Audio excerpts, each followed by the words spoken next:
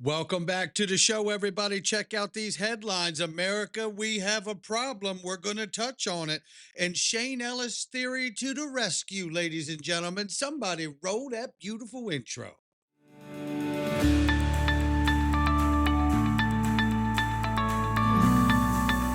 Digital Perspectives with Brad Kimes. Come on in.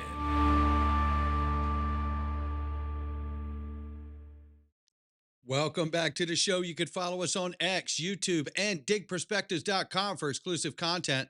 Look at this, $3.77 trillion market cap for crypto. The market's up 0.6%, and we're all still upset because Moon hasn't happened. But don't worry, we got some good news for you here. I believe so anyway. So 109,000 plus for Bitcoin, 3,800 plus for Ethereum. XRP number 5 spots $2.40. It's off 0.2 on the 24 and it's off 1.6 on the 7-day. You know, one of the hardest things to do in investing is nothing at all, right? Yeah. At times like this, ranging between 233 and 443. I know we're all tired of holding. I know everybody out there is in their car right now or on their lunch break going, don't tell me that. I want Moon. Well, guess what? So do I. So, you know what? We're all in it together, right? So take the pamphlet and sit down. I'm kidding. It does feel like that. It feels like we're in a long MVA line, right? Be like, well, we're never getting the hell out of here, right? You know, we're going to make it. We're going to make it. All right, let's get into this. We got a couple great announcements. And look who it is. It's Mr. BXRP. But fanfare this thing. Yeah, my brother's back from another mother right here. Give him a follow if you haven't done it. Yeah, he's back in real time, baby. And you can get him on X at XRPMR, XRP Mister. That is Mr. BXRP to all of you. Yeah. And you can give him a follow on YouTube. Yes, at Mr. BXRP589. You can follow him on there and get his daily content. He's back on set, ladies and gentlemen. Let me tell you something. This guy's really, really good. You're going to love his perspectives and his insights. So don't mess around. Give this guy a follow. Tell him I sent you. I said, come on in. Yeah, damn right. Damn right. Let's take a look at this real quick, too, by the way. Shout out to Mr. BXRP. You guys know him as Nick Burafado. He's amazing, and you're going to love his content if you've not had the pleasure of checking it out when he was doing it back in the day. So you're going to tune into that, and you're going to love it. And then here you want to tune into this. It's iTrustCapital. Lots of scams going on out here. A lot of people losing all that hard-earned money they've made and put it into crypto. You could take away that fear. You could go to itrustcapital.com/XRParmy and take away that fear because they have a long-term solution for long-term investors. And that solution is the PCA, the premium custody account, which allows you to go in with your cash and crypto. But the only way to come out of it is you have to cash out to cash. And you can only go to your US checking account. This helps protect all of us from the attack vector on our side of the responsibility fence, right? And this is where they're always thinking at iTrustCapital, try to help us protect us from ourselves. It is very easy to click on the wrong thing or to think you're speaking to an official person and give the wrong information to someone. Look, I've been a part of this in my life. Just because I'm an influencer doesn't make me impervious. I've had this issue too. April 3rd, 2023, I was hacked. I'll never forget it. It's like a tattoo on my brain. But you can help keep it from happening to you if you just click the link below and get started today. You're going to love the peace of mind. Right here, all attention is now on the next critical date, as I'm sure you are aware, is November 2025. Excuse me. How rude. I just absolutely burped on this show. I think it's the first time it's ever been like something you could hear. I hope you didn't hear it. I may have to edit that. That's awful. Anyway, all attention is now on the next critical date, the November 2025 Global ISO 20022 cutover. After November 2025, only ISO 20022 compliant messages will be accepted through SWIFT's network, which connects more than 11,000 financial institutions worldwide. That's all that is, just 11,000, right? Just 11,000. And here we see more evidence from Smoke Dog here that Ripple XRP can seamlessly integrate with Swift through standardized and secure internet protocols. Let's just take a look at it right here. You could see that. And then let's go over to here and see this. Applications can connect to the XRP ledger through HTTP and WebSockets API. And as you can go back here and see, they have HTTP listed here. And then you can go a little further over to here and see the different payment networks they're talking about with XRP Ledger Labs and GateHub joining forces, and how you see such as SEPA and Swift can be supported networks here between the XRP Ledger. So that is incredible. I love it. We are just days or weeks away, however you want to say it here at this point, from seeing what that could look like as it begins. And that's why I remind everybody about Ripple acquiring G Treasury for $1 billion so they could have access to a $120 trillion market. Yeah. For which, by the way, G Treasury is already processing 12.5 trillion. So that's 10%, I believe, right? If I've got that right. And that is super exciting. And it doesn't stop there. You know, it doesn't stop there because we have a problem at home. America has a big problem. It's our debt, right? And here we know that the U.S. repo market, which is a part of covering the gap on the back end for banks because they won't lend to each other, there ends up being a shortfall every night. For those of you who don't know, the U.S. repo market is the back end lending market for banks. And every day at the end of business day, banks must balance their books. And they have to go to the Fed window and borrow money at times to do this because it's gotten to the point that other banks don't like to lend to other banks because it's a musical chair scenario. And they don't want to lend to you and then have the whole market go kaput. And now I'm out the money and the market went south, right? So that's how the Fed gets into the repo market game and the repo market window. And that has grown to the tune of $12 trillion. Shout out to X Finance Bull. Give that guy a follow. And here you see the chart, which we covered a very similar chart last week because it is such a massive number, 12 trillion. And I want to remind everybody that G Treasury is also going to serve the repo market as well. So there's another 12 trillion they could have access to as a part of the 120 trillion that Brad Garlinghouse remarked at the purchase of the announcement of purchase of G Treasury for the corporate treasury market. So serving the Forbes 500 too, by the way. So Fortune 500 CFOs, treasurers, you all see it right here. I'm not making this up. It's all in here. This is remarkable. These opportunities are incredible. I can't believe that people like FUD, Ripple, and XRP so much. I'm like, gosh, do these people not even read one piece of news of an announcement that come out? What's wrong with these people? And a reminder that we're seeing these massive acquisitions like G Treasury, Rail Finance, and Hidden Road, right? Because we're seeing them set up the bottleneck to the traditional financial industry for clearing, settlement, and payments. That's what I see. And understanding that stablecoins process $46 trillion in transactions over the past year, which is nearly 3 times the volume of Visa, and closing in on ACH network that powers all U.S. banking. You could see why they would be setting up this way, right?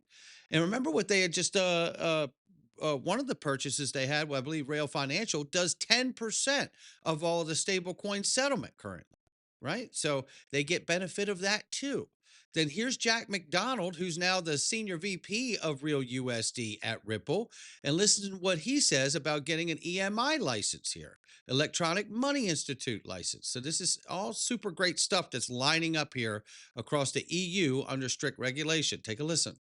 Would you like to add on? Yeah, I would say 2 things. One, to your first question around what are the holdbacks or the factors holding back adoption, I think there's really 3. One is comfort, which is going to come from education. And as we talked about earlier, stable coins, by their very nature being stable, and particularly when you look at certain stable coins that are managed in a way, for example, how we manage ours, that we'll talk about in a moment, we're going to give great confidence to the largest institutions to use them.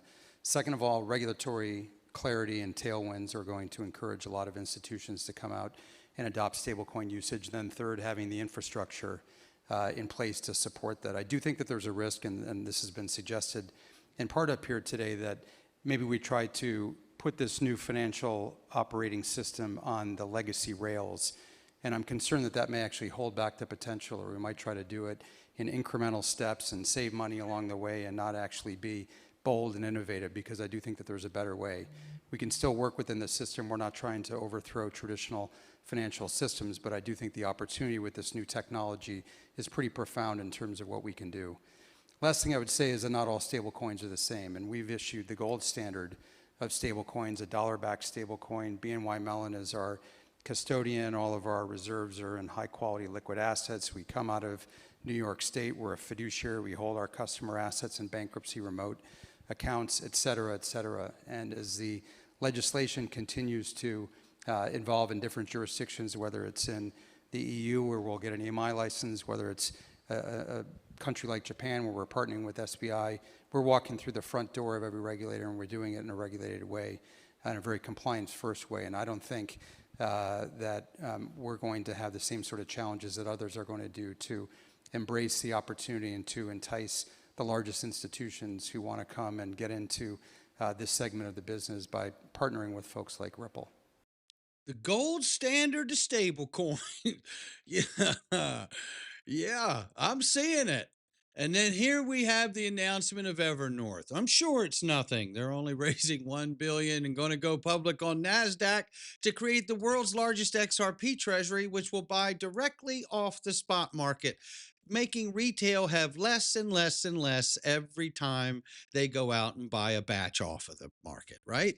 So this is, in fact, what we've talked about as the Shane Ellis theory. Now, a lot of people have reached out to me like, man, I don't understand. I hear what you're saying, buy it off the market, but could you break it down again? I've done this multiple times on the channel. This is the original document of Shane Ellis, the guy or woman, whoever wrote it. I think it was a British guy.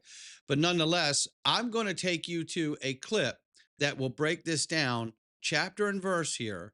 And I'm going to bring you to it right here. And I'm going to let this play for a few minutes so it can walk you through the actual Shane Ellis theory, the way it's designed. I do want to remark about a couple things very quickly here, which is, one, first of all, let me get this video to refresh. Nothing but the best here. Top editing. Now the XRP. That's how we do it. Nothing but the best. Just the editing is just, championship award winning here. So, I'm going to remind people that this is an older document that was put out in 2019. We talk about things like RPPS, which is Ripple Payment Partners system or what have you. And that basically today has grown from that to on-demand liquidity to now being known as Ripple Net. Okay, so just notice some changes in some of the verbiage and the marketing of products from then versus today. If there's something else I need to pop in on, I'll do it very quickly. But I want you to take a listen to this because it explains so well. And while you're watching this, I want you to think EverNorth. Think EverNorth. They just announced there's going to be the world's largest XRP corporate treasury, and there will be other treasuries, I would imagine. Corporate, municipal, federal, state, I imagine all of that. And globally, other countries will be doing this, I believe. So this is pretty remarkable. So I want to go ahead and let this play very quickly. Take a listen to this. This is what EverNorth, I believe, could potentially contribute to do for XRP. Particular note of the section where I show on Bittrex exchange that transacting small amounts of money can push up the price dramatically. And very quickly, that's known as the multiplier effect, right? You could have a certain amount of money come in at any given time, could be a different multiplier effect, because how much money does it take to push through the buy and sell walls to get to the next price point, right? That's what that is implying. Please do not be fooled into thinking that it will take billions of dollars to force the price of XRP to the extremes. It will not. I wanted to say thank you for making the video that does not berate others for suggesting a price of $589, as many others have. I have posted many comments explaining why, in my professional opinion, XRP can reach very high numbers dramatically faster than any other coin which is currently on the market. As you have opened this discussion, I wanted to go through the simplification of the process so you may hopefully share this information and thus see for yourself a confirmation, if you will, of how this will be achieved. As you know, Ripple have now partnered with a number of exchanges around the world, and surely this number will grow. This network of liquidity providers will become the go-to place for buy and sell for retail market makers, as these are the exchanges that are servicing transactions for the payment flows of the institutions. If an exchange is not within this liquidity network, then the XRP on these exchanges will drain away as retail investors begin to move their XRP onto the platform. This will happen due to either arbitrage, although other exchanges will not let the price fluctuate too much so as not to miss out on the higher prices, or two, natural migration to preferred exchanges for rapid buy and sell opportunities. As one can expect, no exchange will want to miss out on the potential for making money where servicing XRP transactions would provide a healthy income stream for the exchange. Unfortunately, most exchanges are simply not large enough with enough capital backing for Ripple to sign them as a preferred exchange. Now, on to the method of price increase, which I believe will occur. We can guarantee that the spread on the exchange for XRP will be extremely tight so as to ensure near perfect entry and exit from Ripple Preferred Partner Solution, which is now RippleNet. RPPS from now on. The RPPS consortium will also be working within a framework that will ensure coordinated price movement of XRP to eliminate arbitrage trading from XRP fiat pairs, which will then obviously filter into USDT BTC markets on these exchanges. That's even if they still exist at this point. It will be a requirement that these third-party pairs will need to decouple from XRP so as to ensure that the extreme price fluctuations in BTC will never impact the price of XRP. Even a price drop of 1 cent will have dramatic impact on the movement of value when we are talking about millions of dollars. Now, we know that members of RPPS have been and continue to be pre-funded with XRP so they may service the XRP or XRapid transactions. We're referring to what has now become to the ODL system and RippleNet partners, right? This pre-funding is necessary to guarantee transactions made by financial institutions. We can't have any of those transactions fail due to the lack of XRP liquidity.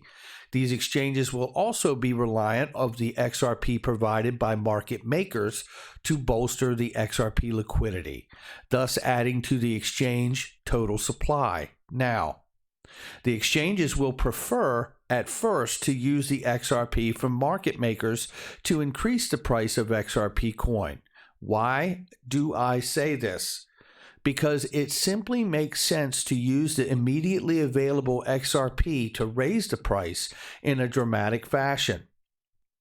This then increases the exchange reserve pool that must service the transaction request. But now it has been increased dramatically. Let me explain. And what you're hearing now is where he's going to take down what he's talking about as the order books, the buy and sell walls. Bittrex order books currently shows that from 27 cents, this is at the time that he wrote this, to $1.49 totals $47,078. So at the time that he wrote this, just to be clear, the price was 27 cents, and to buy it up to $1.49 and buy out the buy and sell walls, right? To buy those out on the exchange Bittrex, which is a participating partner with Ripple, right? That it would take $47,000 at that time through XRP to fiat pairing, which is the same channel that it will be used by the Ripple partners or ODL. Simply transacting $47,078 at this point will instantly push the price of XRP to $1.49. Bittrex order book currently shows that from 27 cents to $25 totals amount of $3,651,361 at the time of writing this letter to buy out all of the sell orders to get the price of XRP on Bittrex to $25. Transacting $3.6 million plus at this point will instantly push the price of XRP to $25.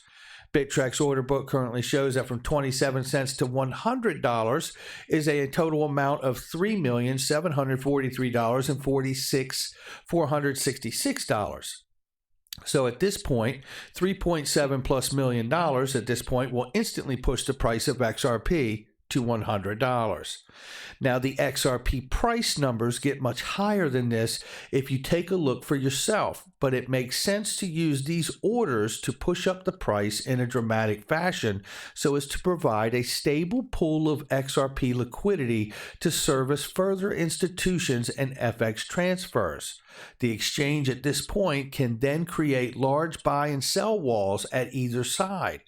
Notice he said the exchange at this point can create large buy and sell walls at either side in the magnitude of tens of millions of dollars or tens of millions of XRP from their own supply to ensure price stability. So now they buy out the buy and sell walls that are there and then put in the buy and sell walls that they want to ensure that the price stays solid, right? Stays stable or reliable. By performing this simple maneuver, the exchange cannot be accused of XRP price manipulation, as the retail orders were filled first, and then the exchange stepped in to service the rest of the transactions, which, by the way, is... Now let's just stop right there for a second. That's an important section right there, right? So let's go back to that. So now XRP price jumps much higher than if you take a look at this for yourself, but it makes sense to use these orders to push up the price in a dramatic fashion so it provides a stable pool of XRP liquidity to service further institutions and FX transfers. This is exactly what I believe EVERNORTH is positioning to do. The exchange at this point can then create large buy and sell walls at either side. So the exchanges, and certainly let's imagine for a second, because they're buying, EVERNORTH has announced they're going to buy this stuff off retail exchange spot market, right? So let's assume that they get it, all these things are all bought up. Well, the exchanges can then put millions of dollars of buy and sell walls at that new price level because they didn't set the price level. As long as the market set the price level, or someone's like EVERNORTH and others coming in and buying up the market to a certain place, then the exchanges are allowed to put millions of dollars worth of buy and sell walls in place if they want to. And that will begin to make it very difficult to penetrate these price levels that they want to remain very stable, right? Isn't that interesting? That's what I believe we're seeing being set up right now. And I believe it will continue to proliferate. I don't think EVERNORTH will be the only one. I just think they're the first one. Yeah, this is a little look here, but now let it play just a little more here so you get the rest of it. And then put in the buy and sell walls that they want to ensure that the price stays solid, right? Stays stable or reliable. By performing this simple maneuver, the exchange cannot be accused of XRP price manipulation, as the retail orders were filled first, and then the exchange stepped in to service the rest of the transactions, which, by the way, is very legitimate what he just said. The exchanges can absolutely perform in that sequence of manner and do exactly what he said if they wanted to. I mentioned this phrase "at this point" due to the fact that no retail investor knows when XRapid is going to go live, which is now on demand liquidity, which is now wrapped into the ODL, which is live. So this can in fact happen at any time. And Ripple needs it to remain this way. By ensuring this, they can guarantee a one-time rapid price increase that professional investors will also be glad of. They will want to ensure, in fact, guarantee that market makers are then priced out of the market, and those who are intelligent enough to have already purchased will be flocking to sell their XRP in an instant. So now you have two angles here, that market makers are then priced out of the market, which means instead of them buying and holding it because they didn't have sense enough to know how important XRP was going to be, they'll just be using it every day, and they'll go somewhere like EVERNORTH to use it because EVERNORTH is smart enough to buy it all up, right? They will need to sell at a lower rate to ensure the sale of their coins, as placing them in a pool of tens of millions of XRP will not fill their order immediately. I know this seems such a simple process to be believable, but make no mistake, this is what will happen. And it will be happening all over the world on the RPPS at the same time, as all XRP liquidity providers will begin tight alignment regards to XRP price. So the suggestion here is what has now become RippleNet partners will all work together to perform this task. That is what could potentially be in front of us. Look, it's not financial advice from me or anyone else. It's just my digital perspectives. But one thing we know for sure is EverNorth was created to be the largest XRP treasury in the world, and they're doing that because they believe that there will be such a demand for its use in the future of the new digital on-chain economy. And at the end of the day, I believe them, and I always have. So it's up to everybody to make their own mind up. That much I can tell you. This is where I'm going to leave it. I'm sorry the video got a little long, but I tell you what, I don't feel it's any less strong. Not financial advice from me or anyone else, just my digital perspectives. I'll catch all of you on the next one.